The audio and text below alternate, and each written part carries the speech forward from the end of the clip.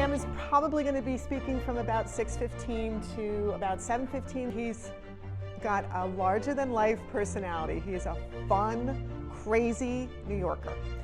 And his channel is all about a New Yorker's viewpoint of living in Arizona. So Sam joined YouTube in December of 2016, but he didn't actually start working on his channel seriously until almost a year later. Many, many people do this. So if that's you, don't worry about it, because look where he is now. In only 18 months from when he seriously started working on his channel until he did the first mastermind with us in May, he grew his channel to 3,354 subscribers. 481,000 views. So it's not like you can't do, you can do this, okay? That was only 18 months. 242 videos. From May to now, look at these stats. From May to now, 1,810 new subscribers. That's 5 months. 122,362 views more in 5 months. And 48 more videos. That's almost 10 videos a month. Look at his branded thumbnails. What do you know about thumbnails? Branding. Why do you want to do that? Who's going to know who you are? Who's going to know you by your colors? Who's going to know you by your fonts? Who's going to know you by the way you set up your thumbnail? All of this is so important. Here are the little cool things about Sam. Sam is a #1 Amazon best-selling author from this book. He has performed open mic comedy at Tempe Improv, which is pretty awesome, right? Pretty awesome. And he's banned from Wikipedia for life. And you are welcome to ask in the Q&A. Sam is here. So we're going to keep going. That's fine. Get ready to learn from him. He is on his way to earning a silver play button, which is 100,000 subscribers. Please welcome Sam Santiago. So y'all ready? Here we go. So, what is your YouTube origin story? Why YouTube? And what made you start? And you are welcome to walk or whatever you want to go. Yeah, I'll walk. I don't like to sit. So, okay, well, thank you very much for inviting me back. I guess I did okay the first time. Oh, you were fabulous. Yes. All right, so for those of you that don't know my origin story, I'm originally from New York, New Jersey. You'll notice the tattoo. And I moved to Arizona about 8 years ago. And when I first moved here, I absolutely hated Arizona, just like you heard. That's legit. That's not a lie. So getting to my origin story, years ago, about a year before I took YouTube seriously, I've been doing YouTube now this month, 2 years seriously. It is not my full-time job. It's something I do for fun. Am I making money? Yes, but it's something I do for fun. This is not my career at the moment. Just put that straight. I was at home, my wife's best friend Lindsay came over, and she said to me, "Hey Sam, have you heard about all these people making tons of money on YouTube? There's this guy, PewDiePie, he curses, plays video games. There's this kid, Ryan, he opens up toys. They're making a fortune." And I was like, I hadn't heard that before. So after Lindsay left, I proceeded to hit YouTube, take a look at those channels. And I saw Ryan's Toys. I don't know if you guys have ever seen that channel. He's now a big shot. He's on Nickelodeon. He's in the toy stores. Anyway, I looked at his videos and I was like, I can make stupid videos too. I got a cute kid, right? So I went and I made my first channel called Hey Roar. Reason being, my daughter's name is Aurora. Her nickname is Rory. So every so often I'll say, "Hey Roar, come here." And so it's a play on words. Hey Roar, and roar as in a lion roaring, right? So I made that channel, put up about 10 videos, waiting for my big payday, right? Never happened. And I got pissed. Can I curse? Yes. Okay. I got pissed. I was like, this is bullshit. How come all these other YouTubers are making money and I'm getting un got? Nada, nothing. So I was like, all right, I'm gonna make another channel. Ambitiously lazy. Why? Because it captures my essence. And I decided to start throwing mud at the wall. I tried all sorts of different videos. And my very first video ever on that channel is on dating. because I'm also the author of an ebook titled 1,000 Women in 30 Days.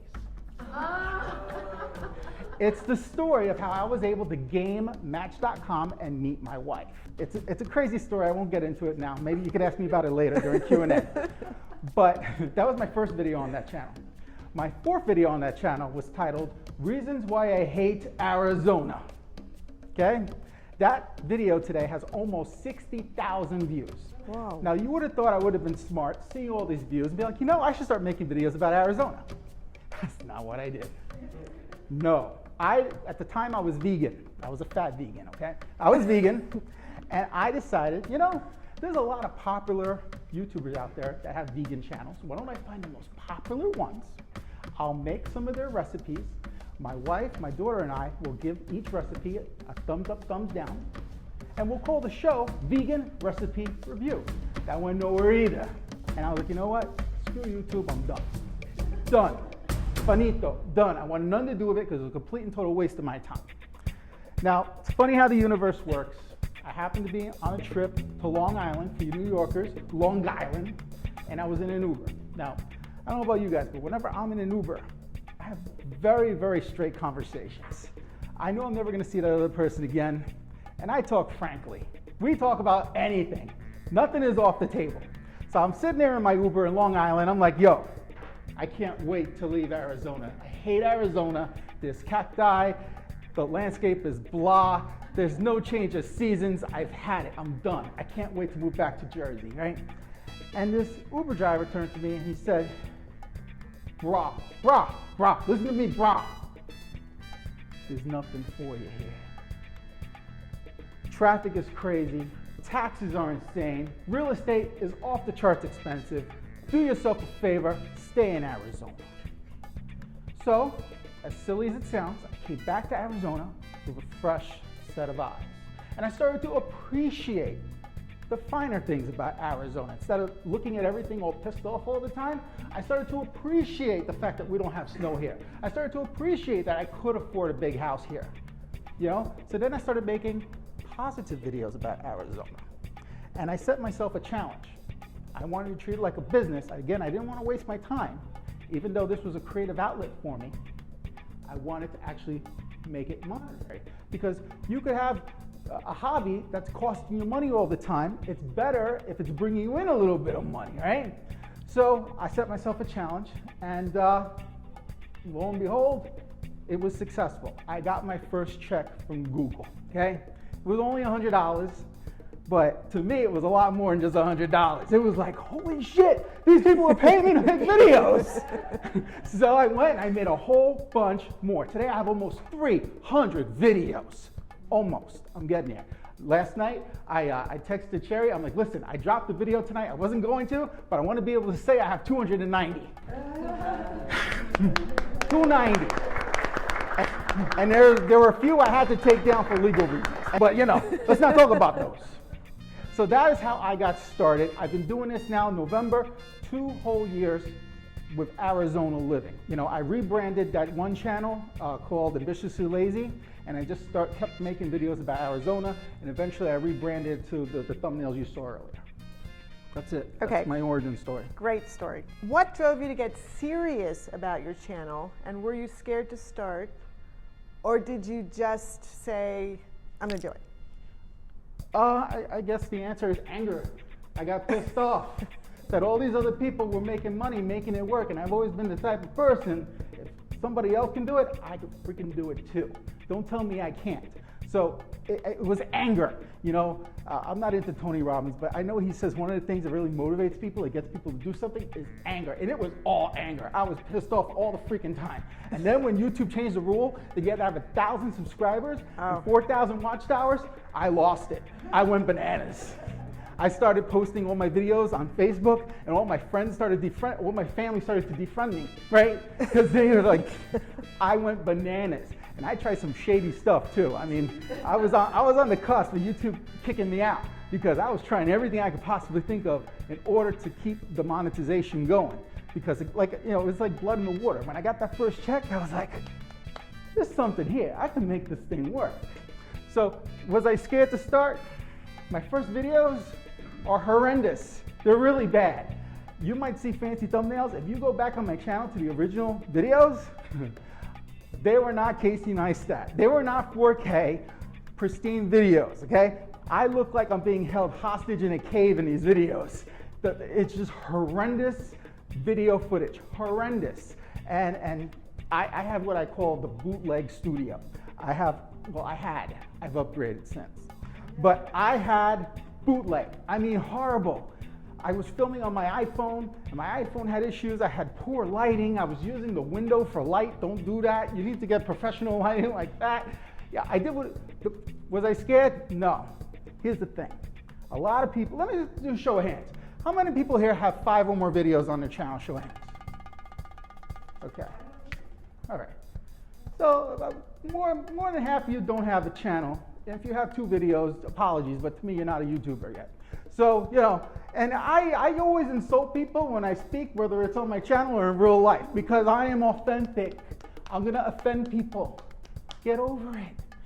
I was scared of trolls. Now trolls are scared of me.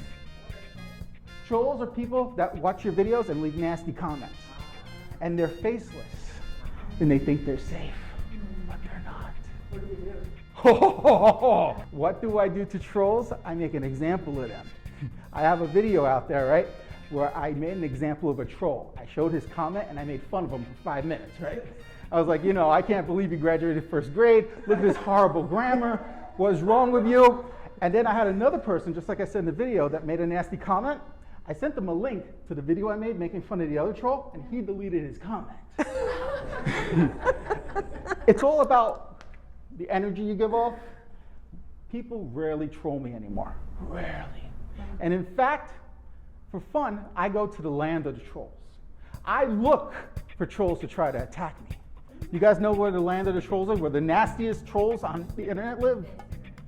Reddit. Reddit, there's no mean people on Reddit. Oh. I've never met a single mean person on Reddit. Post a video. Let me know how it goes. Oh. I don't even know what a troll was, but I have one. There you go. So I recently posted a video on Reddit using an account I purchased, right? Because I don't do this very often. I do it when I'm feeling really confident and I need someone to bring me down, right? So I posted a video recently on Reddit. I was like, hey, is this what this guy is saying about Mesa? Is it for real? I got comments like, that guy sucks on so many different levels. I couldn't watch more than a minute. And that was only with me leaving the video up for like a couple hours. And I immediately removed my comment and I cried. But you know, the point is, a lot of people are hesitant to get started because they're scared of what other people think. When I did my mastermind talk here, the whole theme of it was, I don't give a rat's ass what anybody thinks. That's why so many of us are in debt. That's why so many of us try to drive fancy cars to impress people we don't care about. This is a creative outlet for me. I don't give a rat's ass what anybody has to say. Troll, my mom, anybody. I don't care. My mom's very supportive. I don't care what anybody thinks. And that's what some people tell me, when I have 35 videos ready, that's when I'll launch my channel. Who the hell told you to wait till you have 35 videos ready? This is a progression. My first videos suck. You could argue my current videos suck. I don't care. I'm making money, you know? And let me tell you this. I don't know where it's gonna fit in the whole thing. I took a 6-week break from YouTube because I was creatively burnt out. I upset the YouTube gods. YouTube is not promoting my videos like they used to. I don't care. I'm still making money, and I know if I keep making videos consistently, I'll get back in YouTube God's graces. I forgot what the heck the question was. What was I talking about? Was I scared? Not really. And again, that's the biggest thing. People that are new to this, they're scared. They're scared of what other people think. Don't be scared, just do it. Your first videos are gonna suck, I guarantee it. You keep putting them out, you keep progressing. Now, I just recently upgraded the bootleg studio.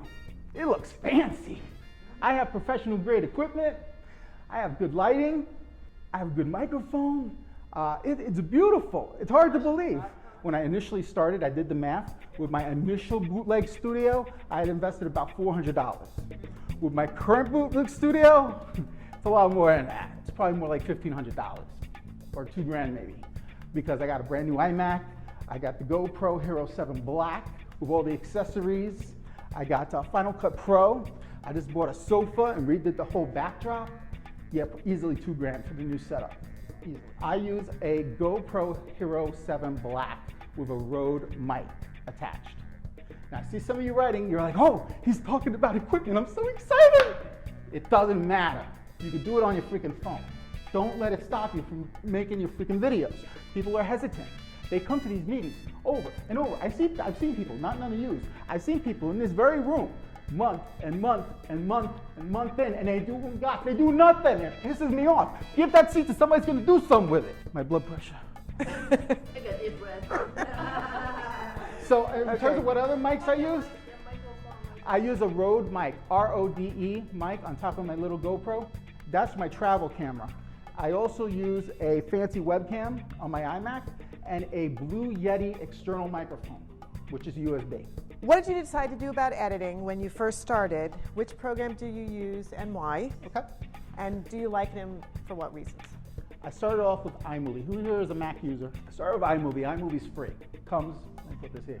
It comes with Macs. Whenever you own a Mac, it automatically comes with it. Problem was, I had an old Mac, so it was slow. Really, really, really, really slow. The reason why I decided to upgrade from iMovie to Final Cut Pro, which is what I currently use, there's 3 reasons. Number 1, real-time rendering. As I'm editing, it automatically is rendering in the background. So when it comes time to actually export it or share it, it's quick, boom. My time is valuable. I don't want to wait all day. That's number 1. Number 2, layering.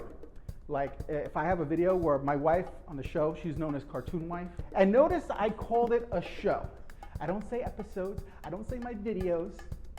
It's a freaking show, just like a TV show. A lot of people nowadays, they cut the cord. YouTube is what they use for entertainment, period. And I know this because I get emails from people that say, our family loves your channel. Can you please stop cursing? You know. So what's he talking about? Oh yeah, the show. We're editing. I didn't come prepared at all today. I'm just talking off the cuff. Thank you. I'm talking off the cuff because this is a passion of mine. This is a hobby. Yes, I make some money. Ironically, the month I decided to stop doing YouTube, between season 2 and 3, I made the most money I ever made doing this. I made $600 that month. And that's with everything. That's with t-shirt sales. Yes, I would sell these t-shirts. That's with my sponsorship, and that's also with AdSense. That was with everything. It was over $600, but you get the idea. Normally, do I make that much? No, but it's fun for me. This is my creative outlet, and I realize this is an investment for the future. It's a business, but it's a write-off. It's a business.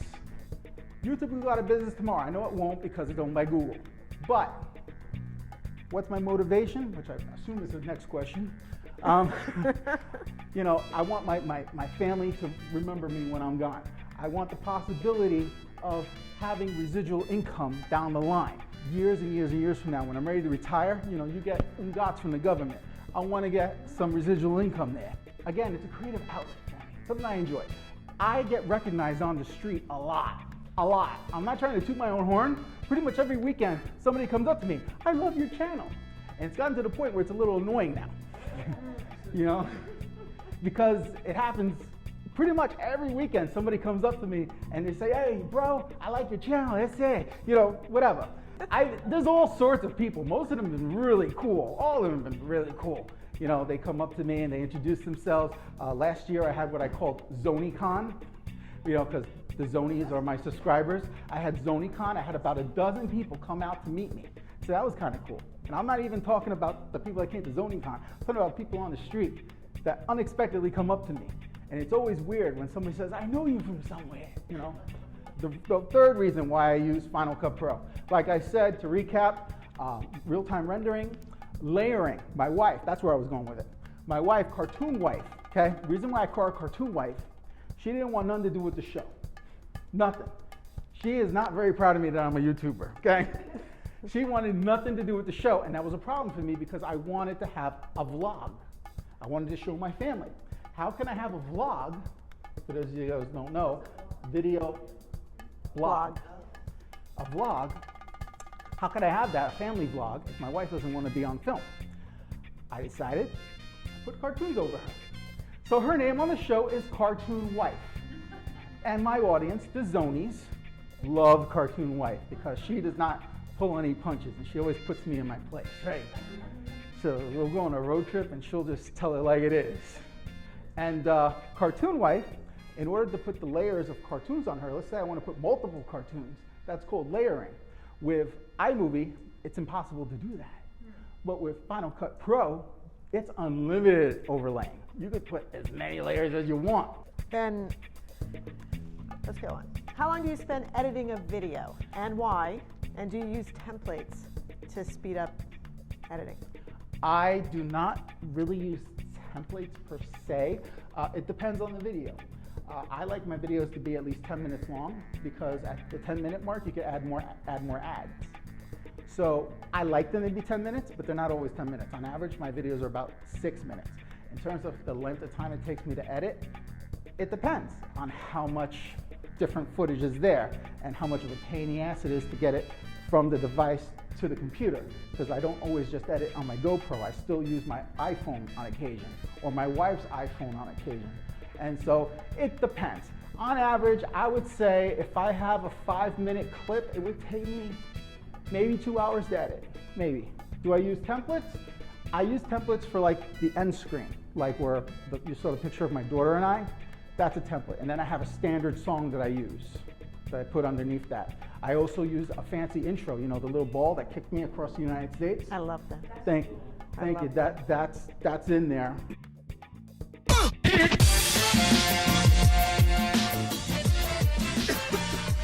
I wouldn't call that a template. Who created that? I hired someone from freelancer.com. It cost me under $100 because I supplied the storyboard, I supplied all the files necessary.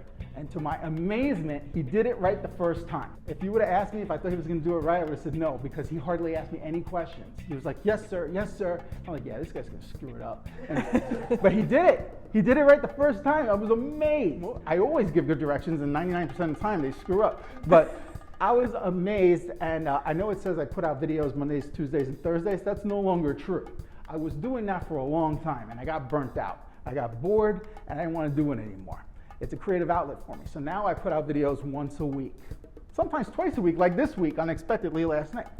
I had it in the can. It was ready to go for next Thursday. I was like, you know what? I'm going to drop it today. And the Zonies got all excited. Another thing I've been doing, and I know I'm going out of order, I've been doing live streams on Saturday mornings.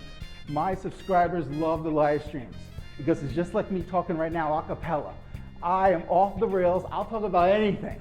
And my daughter likes to join in. She'll just come in unexpectedly, and I'll talk to her for a little while. Sometimes I'll have guests. Most of the time I have technical problems and I curse. I get very upset because I have all sorts of technical problems.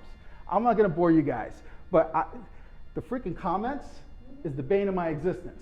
Sometimes the comments work, sometimes the real-time comments don't. I get all pissed off. And just when I thought I figured it all out, YouTube changes something and it don't work no more. Okay, I think I answered your question. Okay.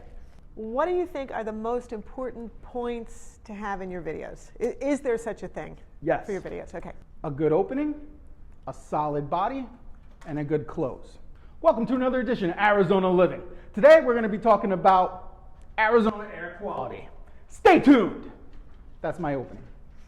My ending, that concludes another edition of Arizona Living. Be sure to like, subscribe, let me know below, what do you think about Arizona air quality? Till next time! I have a standard opening and closing. You know, and that was a progression. When I first started, I was like, till next time. And then one time I got excited for some reason. I was like, till next time. I was, ooh, I like that. And then it got louder and louder until it became obnoxious. But my subscribers love it. They watch my videos to the end just to see how I end it. And they've all learned to turn down their volume at the end. Your thumbnails, because they're fantastic. Thank you. What do you think makes a great thumbnail? What are your thoughts about titles and tags? And do you design your thumbnails? People want to know. I am frugal by nature. I tried making my own thumbnails. I did Udemy courses to learn how to do thumbnails. I bought software on how to do thumbnails. My thumbnails sucked. They were horrible. Any of you guys can make better thumbnails than me. They were horrendous. So even though I'm a frugal, cheap bastard, I decided I was gonna outsource this. So I found a guy on Fiverr, Fiverr.com, who lives in Morocco. And his name is Muhammad, with an M-U. And Muhammad, at the time, was charging 2 thumbnails for $5. Plus you gotta pay $2 to the company. So it's $7 for 2 thumbnails. And I've given him so much business. Today, he'll only do 1 thumbnail for $5 for regular people. But for me, he honors the original price. So I outsource all my thumbnails. I've redone all my thumbnails. My channel did not look like that initially, believe me. I spent quite a few dollars rebranding the entire channel because I wanted a consistent look. You know how I mentioned I had the videos, vegan recipe review? They're still on my channel. And they have the same branding, but it's a green background as opposed to a red background. At one point, I was daily. I was making videos 7 days a week. Outside of my Monday, Tuesday, Thursday red thumbnails, those Dose of Sam videos are yellow thumbnails. So if you look on my channel, Arizona Living, and you see a yellow thumbnail, those are my outside of the normal scope of Monday, Tuesday, Thursday. And they don't talk about Arizona, they talk about everything else. And what that did for me, and I'm going on a tangent here, it didn't really help me monetarily, but it built more of a relationship between me and my subscribers. They got to know me on a personal level. That's why people on the street feel so comfortable coming up to me. What's up, bro? One guy wanted to give me a hug. I was like, yo, buy me a drink first at least. You know? So, you know, they feel like they know me, like we're buddies. So what was the question again? My thoughts about titles and tags. Okay, thumbnails. Thumbnails and the title are the most important thing when you're talking about YouTube videos. The video content itself, yes, it's important. But in order to get someone to click on your video, A, they need to find your video, which is why the title is important. B, they need to think that it's worth clicking on. So even if you could have the most pristine video, 4K, beautiful, you spent a month on this thing. No one's gonna click on it if the thumbnail sucks. No one's gonna click on it if the title is not something that they're searching for. So it's just as important, and Peter McKinnon recently said this, he spends just as much time making his video than he does developing the thumbnail and coming up with the title. Think about it. A big YouTuber spends as much time making a video than he does his thumbnail and his title. That says something right there. Now me, I'm a big proponent of testing. I test. I am a self-proclaimed YouTube marketing junkie.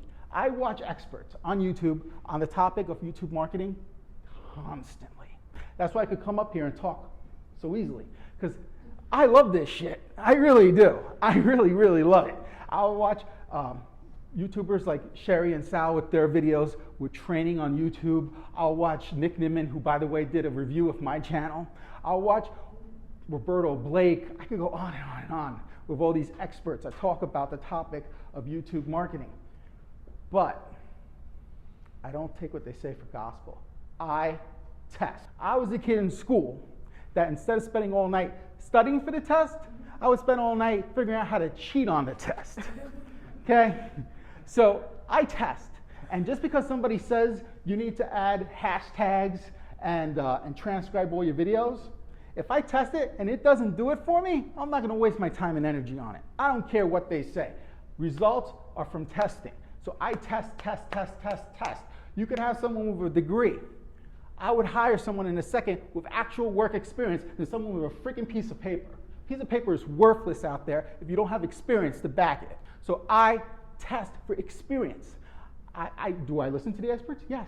But again, testing trumps what other people say. That's just my opinion.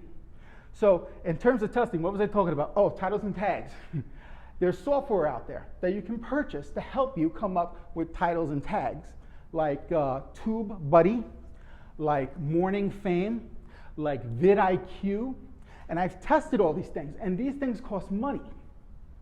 I've come to realize there are better ways to do it that are free, but take time.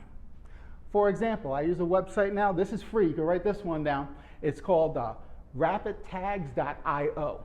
I put in I do research. I look at a competitor, I type whatever video idea into the YouTube search bar, I see what the top videos are, and I make note of their titles. I find the best titles, I find the best tags, I put them into this keyword generator thing, and I make them live in my videos, and I test, and I see what works and what doesn't. Is this taking more time? Yes, but the results are better than using those other software programs.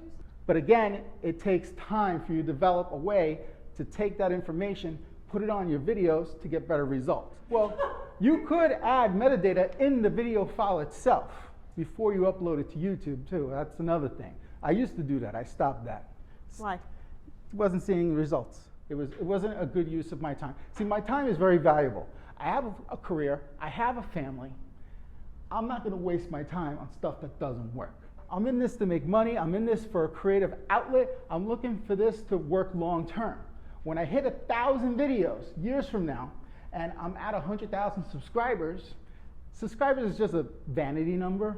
But the point is, if I have enough people interested in my content, then I can really monetize that with sponsorship and direct sales.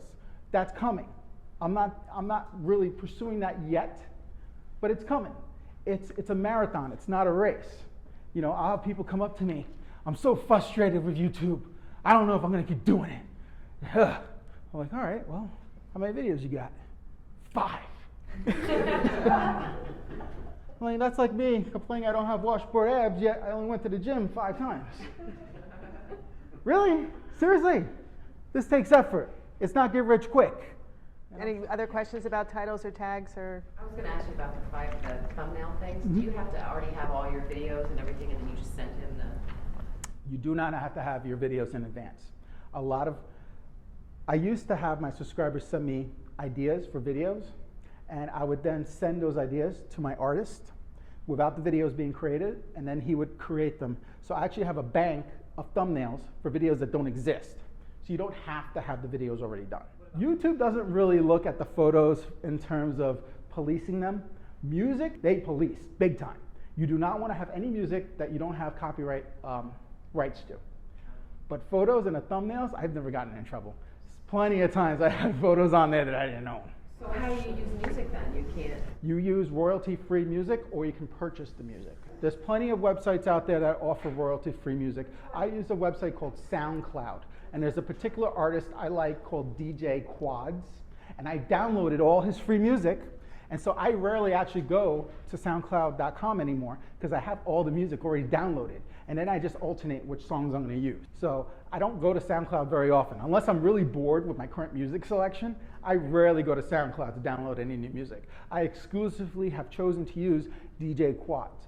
I'm not one of those people that takes 2 hours to figure out the perfect song for my video.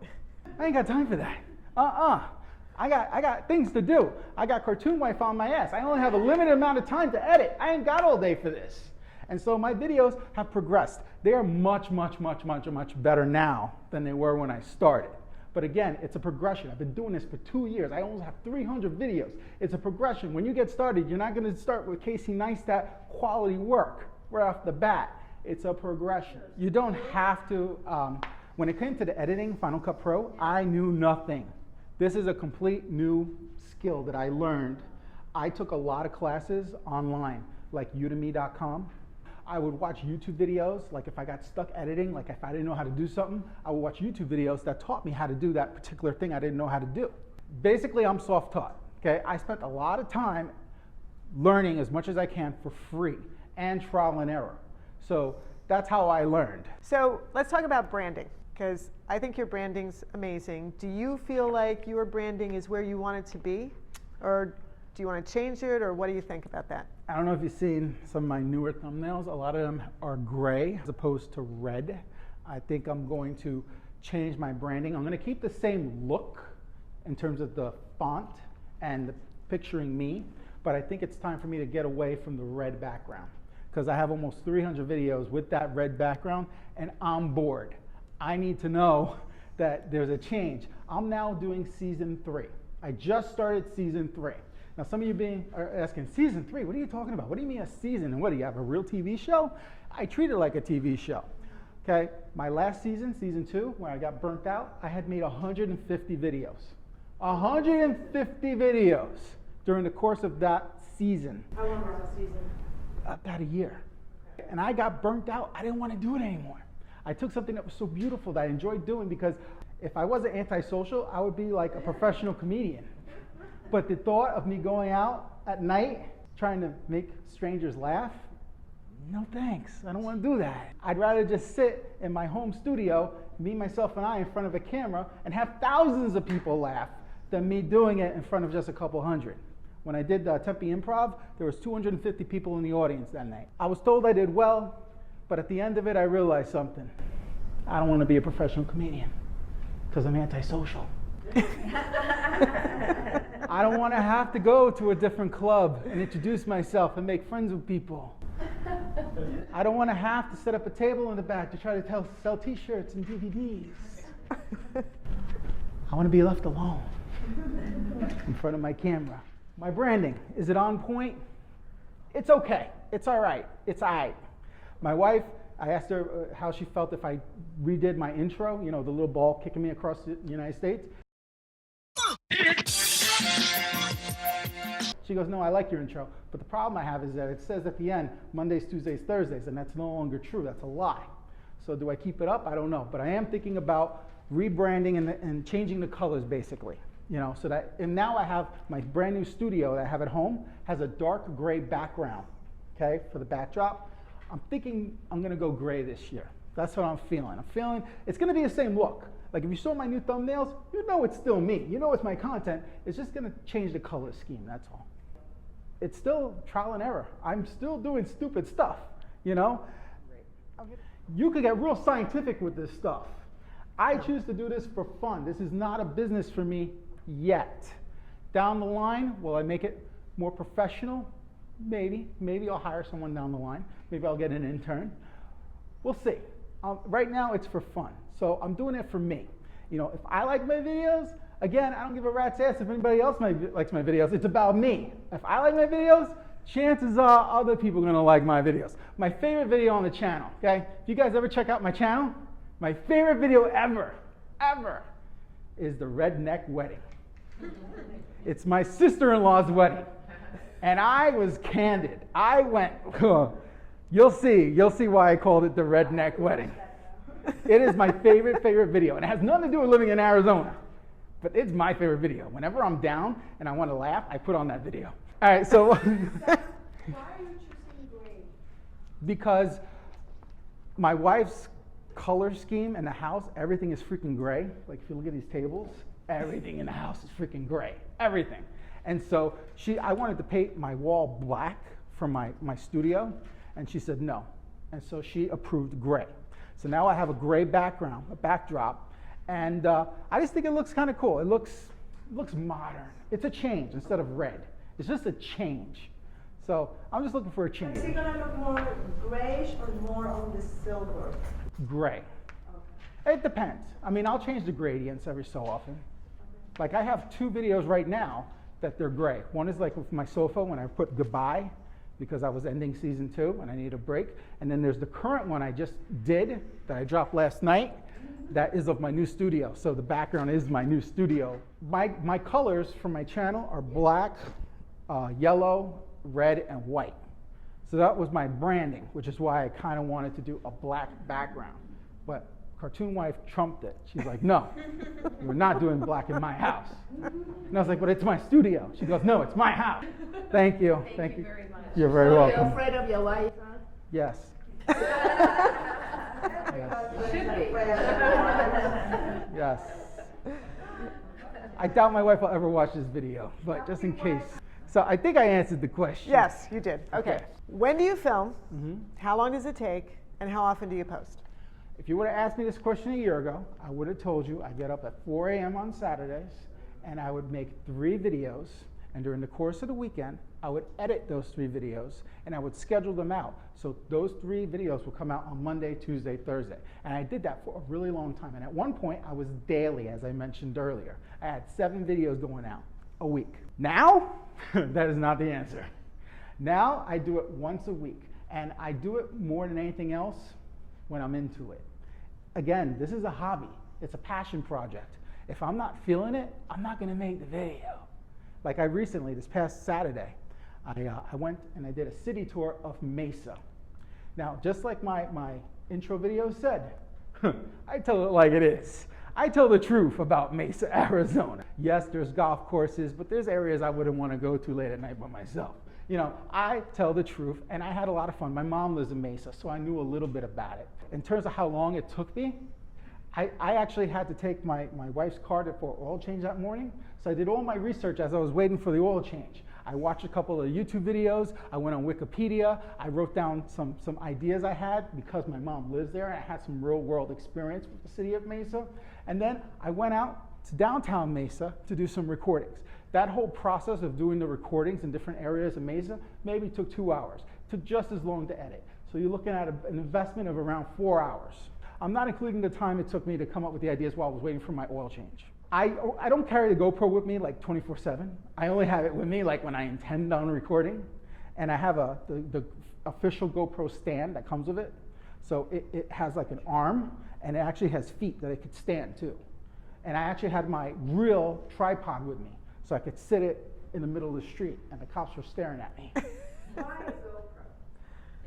I decided I had to make a choice between the GoPro and the, what's that called? The DJI, I mean, versus a phone or a... I used the phone for ages. The reason why I went GoPro, 2 reasons. Number 1, stabilization. It has a built-in gimbal with software. Stabilization. Number 2, it's rugged. You could drop that thing, it's not gonna break. So, and a third thing, which I didn't realize at the time when I purchased it, it's super wide. The footage is super wide. And yeah, it's really freaking wide. The battery only lasts 1 hour. That's a complaint I have. The battery, but that's why I have spare batteries. So I have spare batteries ready to go. So the battery only lasts 1 hour. In terms of the footage, I have I forget how many gig it is, but I never run out of space. And I have a spare card too, an SD card. So how much is that, like The what do you expect to spend on a GoPro? when you get started on your channel, let me rewind. We already have a channel. Okay, good. But for those here that haven't invested any money yet, don't feel like you have to buy special equipment to get started. But for you, since you're already doing it, I invested $350 in the device itself. Altogether, with accessories, it was more like $600, $650. Okay. But the problem I had, my Mac was too old to deal with the files, so then I had to buy a new Mac. So when it was all said and done, I was like $1,500 in. But the footage looks amazing, and you gotta make sure you have the proper setting on your GoPro, or else it's gonna look like you're in a fishbowl. So you have to have the proper setting. I've actually done multi-camera shoots where I'll have my phone set up and I'll have my GoPro, and then using Final Cut Pro, I can easily merge the two for a multi-shot. I'm happy with my current equipment. I'm not investing any more anytime soon. So, I mean, you can go crazy with it. Like, I'm still using my cheap eBay lights. I'm not using expensive lights. I'm still going cheap as I possibly can. But like I said, I upgraded my computer, I upgraded my gear. I'm good for a long time now. I want to get a drone, but Cartoon Wife is against it. Okay? We had the channel pay for the brand new Mac. I didn't pay for that in my pocket. My subscribers did. My sponsors did. People that bought my t-shirts did. I didn't spend a dime on my equipment. It's an investment, and I'll continue to invest into myself. And eventually, will this pay off? I don't know, but I'm having fun doing it. How are you producing your t-shirts? Teespring.com. If you go to shoparizonaliving.com, you too can buy your own t-shirt. They deal with all that crap. They make the shirt, they ship the shirt. I don't have to do nothing. I just get checks. So to me, I don't care. They could take 90% and give me 10%. I'm happy. I'm making money for nothing. A subscriber actually made this logo. I didn't even make this. A subscriber made this for me. And I sent it off to teespring.com. I talk about it on the show. Go to shoparizonaliving.com. But yeah, it's free money. It's money that helps me. I have a Patreon account, but I don't really promote my Patreon account. Before you ask, patreon.com is a website that your subscribers can go to support you financially. YouTube is building this internally so they can help you financially within YouTube, but this is an external site that people can go to, and you can give them reasons why they should give you $5 a month. Like you can make special videos that are just for them, behind the scenes, just for them, you know? So I have a Patreon account. I don't promote it because again, right now, it's not about money for me. It's about having fun and building the audience. Like one thing I'm gonna do in the future, where I think is gonna actually make some real money, is I'm gonna create a course for people considering relocating to Arizona. I'm gonna create a course, probably charge $70. I haven't tested the money yet. I don't know if people will be willing to spend that much. I don't know if they're willing to spend twice as much. I have to test. That's long term. Once I develop this course, then I can actually really start monetizing it. At some point, I'm gonna run out of stuff to talk about with Arizona, okay? It's gonna become more of a family vlog, eventually, maybe, if Cartoon Wife is okay with it. All right, I think I answered it. So do you have a monthly filming schedule, or do you just film when you want? Now that I have an official studio where it doesn't matter if the sun is out, I can record at any time, that opens up doors. So I can film at any freaking time I want. This recent video that I just had up, the ending scene, I filmed at 5 in the morning. You would never know looking at the video. The lighting's good. Normally I would say Saturday mornings is when the magic happens. Saturday mornings is when I get out of bed and I have it all planned, and that's when I do my recording. Mornings, like Mesa, I did that Saturday morning. I edited that day, and then I scheduled it out. Marketing. Yes. Okay, I initially did not market any of my videos, okay, other than Facebook. What do I do now? I have joined several Facebook groups where I can just drop and run. I do the video and I do it multiple days. I do it the first day I put out my video, and I learned this from Jason actually, another mastermind guy who spoke here. So there's like 10 of them that I'm a member of. I drop my link the first day, and I'll do it the next day or the following day. There's no rules. You can drop it as many times as you want. In fact, I learned a trick. I change my thumbnail, I drop it, they think it's a new video. In Facebook, I have a page dedicated to my channel, and in there, I've joined groups within Facebook that there's different groups. Like if you were to Google, well, within Facebook, do a search for YouTube groups, you'll find them within, but again, you don't want to use your personal account. You'll want to create an account as a page for your channel.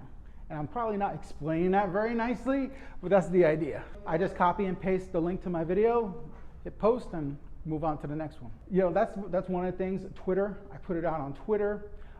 If I'm really feeling froggy, I'll go on reddit.com and I'll post it on Reddit to get some hate. But it's all about traffic. I'm just looking for free traffic. I don't care. I'm not spending a lot of time on this. I'm not evaluating A/B testing. I'm not making sure everything is perfect. It's never going to be perfect. You know, I have over 600,000 views now, you know, and 5,000 subscribers. I'm just getting started. And so am I gonna make mistakes? Am I gonna get banned from Wikipedia again? Maybe, you know, but whatever, who cares? You learn and you move on. Bottom line, I got my silver play button coming. I'm only 5% of the way to 100,000 subscribers. You bet your bottom dollar, I'm gonna get my damn silver play button. It's just a matter of time. I already have a spot for it on my wall. So social media, you just talked about Facebook, you just talked about Twitter. Are those your go-tos? Is that pretty much it? Do you use Instagram? Do you go to Pinterest? Do you do any of that stuff? LinkedIn? I had my entire channel redone on Pinterest. I hired someone in the Philippines, paid them $3 an hour. They redid my entire channel on Pinterest. Why did I do that? Because I saw my competitor did that, one of my many competitors. When I first started making these videos about Arizona, there was only like one other person making videos about Arizona. Now there's a ton of them, and now I'm small potatoes compared to those other jamooks. My videos are better than theirs, but they have more of an audience. How are they getting that audience? I'm not sure, but it doesn't matter. It's a marathon. Chances are a lot of them are gonna quit down the line, and I'm gonna take their audience. It's a marathon, it's not a race. So in terms of what I use, Twitter, I would say, and Facebook primarily. I did, like I said, I recreated my whole damn channel. It was a waste of money. Results, I'm all about testing, results. I did not see a dramatic jump. I spent a lot of money on that. It wasn't worth it. But you might have better results. My results may not be your results. You won't know unless you test. Just like all the experts I listen to, I test and I make my own decisions based on my results. So we know you sell products. Do you promote them in your videos? Is it only in the descriptions? How do you do it? The only products okay, I had a brand deal where I had, this is gonna sound really bratty. I have a pretty big house, it's 21, to me it's big, okay? I grew up in New York, okay? To me it's big. For you, you'd be like, Sam, you live in the ghetto, man. Holy shit. My house is 2,100 square feet. To me that's big, okay? I have 5 Alexa devices spread out throughout the house because the house is so big, I need to call my daughter upstairs rather than me walk my fat ass upstairs. I call her using Alexa, right? So I didn't like the colors. The colors of the Alexa are boring, right? So this company reached out to me. We'd like to send you some of these stickers that you put on your Alexa device for free. We just want you to make a video about it. So like, all right, I'll do that. So he sent me all these different, I even got one from my mom, right? So I got all these Alexa stickers. I put them all on my Alexas and I made a whole video about it. So that was a sponsored video. Most of my money comes from 2 realtors that contacted me, and they are my hardcore sponsors. They are my sponsors for every single video. You'll see a little snippet for them at the end of my videos because they are my official sponsor. In terms of merchandise, the shirts are all I really, and this is the first t-shirt I started to sell. I have another t-shirt I'm selling now that kind of looks like a phoenix. It's red, like a superhero shirt, and that's the only stuff I really promote. So your sponsors, how did you get them and why are they valuable to you and how are you valuable to them? Because that's what people keep asking me. What are sponsors? How do you get them? Why do you want them? Blah, blah, blah. Okay, so my channel is called Arizona Living. It's a New Yorker's take on Arizona. My audience, from what I can tell, are people predominantly in California and Chicago who are considering relocating to Arizona. They're mostly men around the age 30, okay? That's my demographic. That's who I'm making videos for. I know this because YouTube would tell me, basically, and I interact with my audience. I talk with them. I ask questions. Chat, in the chat feature, and there's also a community tab as well. And now I'm doing live streams. So I talk to my audience. I find out what it is they want to see. I find out who they are. I find out where they live and why they want to move here. And so I make all these videos, right? And I got an email out of the blue from a realtor. And she says, hey, I'd like to meet with you to talk about possibly doing some business together. So I met the 2 realtors in person, and I gave them 15 minutes because I was working from home that day. I didn't realize at the time that they lived in Goodyear, in Avondale. And they were driving all the way across the valley to meet with me. I didn't know that. Wow. So I gave them 15 minutes, and we did it initially on a handshake. And it's been a great arrangement. They pay me every month, and I bring them business. They close sales because of my videos. I can't tell you, I just saw a guy this past weekend, what was I? American Furniture Warehouse, okay, in Gilbert/Mesa. I was there, and I'm filming myself. You know, I'm talking to myself in the GoPro, and I put it down for a second. This guy walks up to me, he goes, yo, I just moved here, bro. I live in Scottsdale, Old Town. Thank you so much for your videos. Now, years ago, if you would have told me somebody out of the blue was gonna come up to me and introduce themselves, I'd be like, you're crazy. Now, it happens every freaking weekend. I'm like a celebrity in Costco. I have a music video. It's Old Town Road, Costco edition. That's another cool video. It's really, really, really short. Want me to sing it? Yeah. Looking for parking in Costco. I'm gonna drive till I can't no more. Asking for my card as I walk into the store. Walking down the aisles, grabbing all the free samples. Then my daughter says, even though daddy doesn't follow all the rules. Membership paid. Booth attendant can't tell me nothing. Every single week, my family and I go to Costco. The lines are ridiculous, but we go anyway. I'm gonna get patted down as I leave Costco. I'm gonna take my box back home. That's it. That's the whole freaking song. So, as you can tell, I am not a professional singer, and I've made several music videos because I'm having fun with it. I'm having fun. I'm going to do season 3. I'm going to finish the 19 additional city tours, guys. Zonies, it's coming, season 3. So, and once I'm done with these 19 city tours, I have about 30 other video ideas. Am I going to finish all of them in season 3? Probably not. But then there might be a season 4. Do you promote the realtor in your video? Every video, I promote them on my description. Getting back to your question. In my description, I promote them. I also have a playlist for their YouTube channel, and I have an ad for them in each and every single one of my videos. So are you planning to go full-time with YouTube in the long, distant future, or in this? Eventually, What's the plan? down the line, again, it's a marathon, long term. Again, I've only been doing this 2 years. I'm still brand new. I am the dandruff of the dandruff of the dandruff on YouTube's head. I am this small, teeny, teeny, teeny, tiny. Eventually, I do hope to go full time. But it doesn't happen, such is life. I'll find something else. I'm an entrepreneur at heart. As you saw, I was an author. I still am an author, I guess you could say. You know, and the only reason why I made that book was for credibility, because at the time I wanted to be a professional speaker, and so I needed the title of being an author on my resume in order to get booking. So that's the only reason why I made the freaking book. I enjoyed this public speaking. I really enjoy it. You know, again, I'm a hermit. You know, I'm antisocial. You know, I don't have friends. I really don't, because I choose not to have friends. I have my daughter, I have my wife, and that's pretty much it. We keep our inner circle very, very, very small, very tight. And some of her family members are not in my circle. She's like, but she's my sister. I don't give a shit. I don't deal with alcoholics. No, I don't deal with people that, I'm not getting into it. But I keep a very small inner circle, and I have a zero tolerance policy. If you disrespect me once, you're out of my circle. Period. End of story. Life is short. I'm not dealing with bullshit. Okay, good philosophy. Good philosophy. Okay, so if you were starting out today, what would you do differently, and why would it be different? I know. What would I do differently? Yeah, because, you know, 2 years, it's not that long of an amount of time, right? So it's not like you've been doing this in the trenches, but you have done a lot of different things since you started. So is there anything that now that you look back, you would say, gee, I would do this differently, I'd do that differently? I don't have any regrets.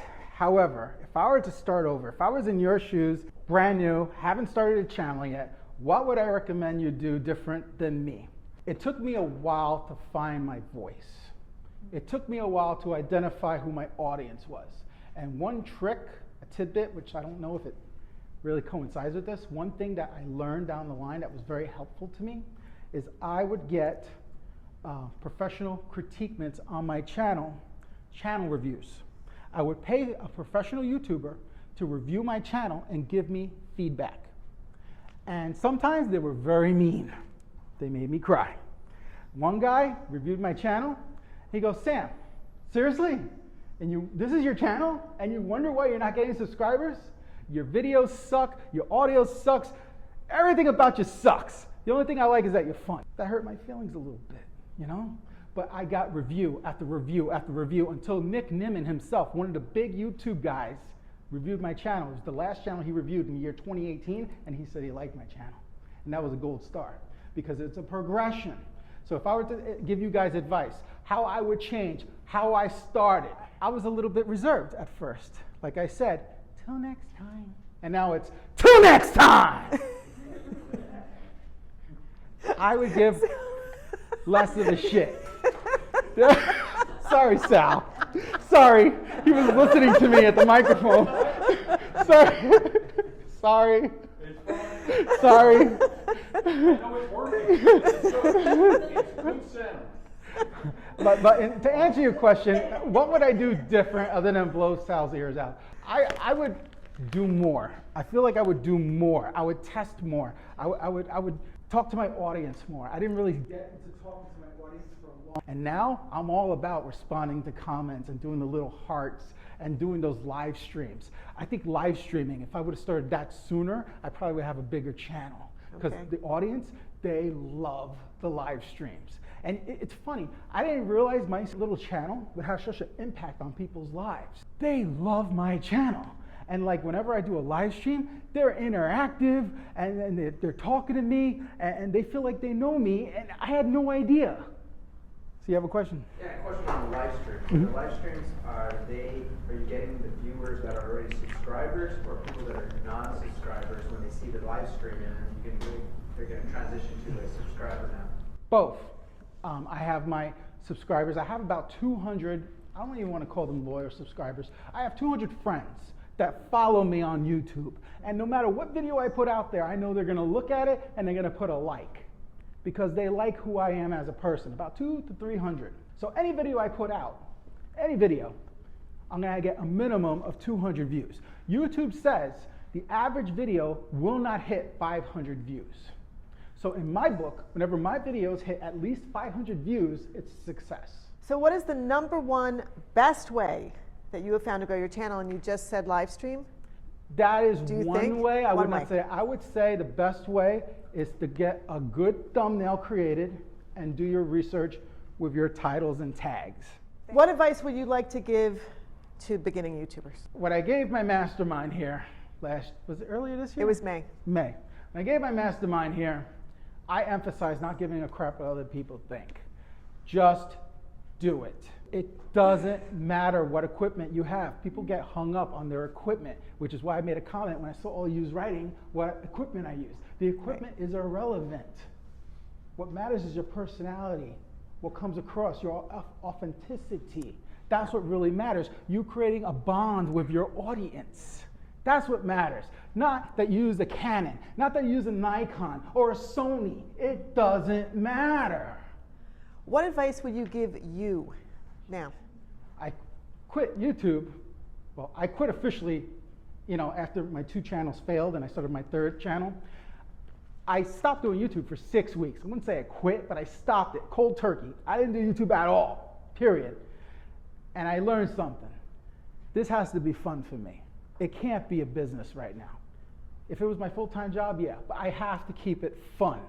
If I'm getting bored making the videos, chances are people are getting bored watching my video. It has to be fun for me. So that's the advice I would give to myself. Make it fun, be yourself, and be more receptive to criticism and being part of a community that I've built. So yes, I do want to have fun, but it's not going to be all fun. Open for questions now. Yeah. What were the legal reasons that you had to remove those videos? Okay, one video in particular. Let me preface. I was sick for a week. I could not talk. I guess I had laryngitis. Like I would go to a drive-thru, and they thought I was pranking them. Right? People would call me, hello, hello, hello. It was horrible. So I could not talk for a week. So when I got my voice back, I decided to do a city tour of Surprise, Arizona with my realtors, my sponsors. I was like a caged animal. You think I don't have a filter now. The filter was completely off when I did that video about Surprise, Arizona. You never know who's watching your videos. Turns out the Arizona Association of Realtors were watching my video. And they contacted my sponsors.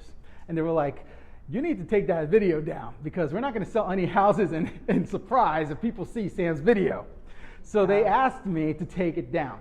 Now, did I have to take it down? No, but since they're my sponsors and I didn't want them to get in trouble because they were being threatened by this group to get their licenses revoked, I decided to take it down to keep the peace. Right, and for those of you watching at home, do not move to freaking Surprise, Arizona, okay? Ding, ding, ding, ding, ding, ding, ding. There ain't nothing freaking there, okay? You think I call the West Side tumbleweed? Surprise is even worse. Don't waste your time in Surprise, Arizona. And you freaking Arizona Realtor Association, screw yourself. I'm not a realtor. So, go ahead. Okay, but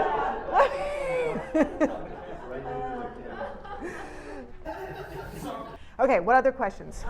Sam, speaking of sponsors, how can we little people get sponsors? Once you reach 5,000 subscribers, and nobody's little, everyone starts at 0, okay? Believe me, I still remember how hard it was for me to get to 100 subscribers. It took forever. And then when I finally hit 100, and I was all excited, then they changed the rules that you have to have 1,000 subscribers, and I lost my mind. It took a long time for me to hit 1,000 subscribers. And again, subscribers is just a vanity number. It doesn't really matter. You have big YouTubers with millions of subscribers, yet only a couple thousand views on their videos. So the number of subscribers doesn't really relate to the number of views, and views is where the money's at. It's all about views and watch time. That's all YouTube cares about. Your thumbnails, you have Okay. it done through Fiverr. Yes. You have it done through Fiverr for every video you have a new one done? Like you said, you've got a bank of them. Yes.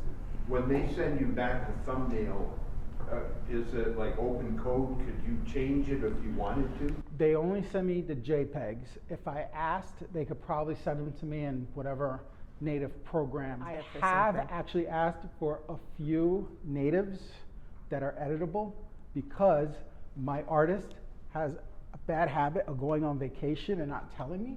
And so there have been a few instances where he's on vacation and I need to get thumbnails made. So I had the editable ones so I could send them to a backup artist that's nowhere near as good, but can get the job done.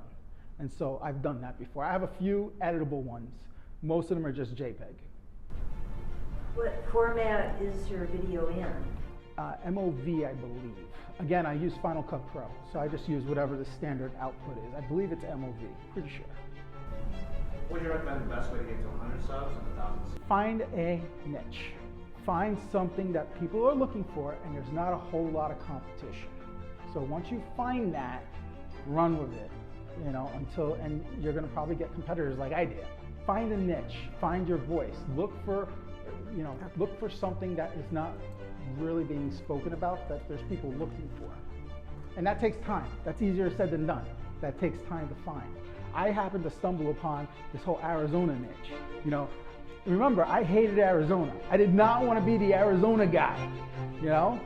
But it's what people were willing to watch. They weren't willing to watch my other videos. I had very few views on my other videos. Let's all come up and take a picture with Sam.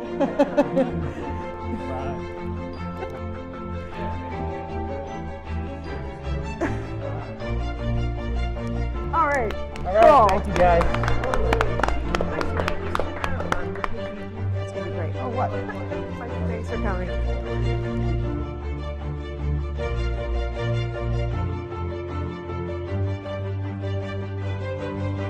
I am Sheri Barbera. If you don't know me, I am a YouTube certified channel growth trainer. That is very difficult to achieve. They have 100 incredibly difficult questions that you have to get right, at least 85%. I got 100 out of 100. So yeah, thank you. Thank you. I'm a big overachiever. You are in good hands.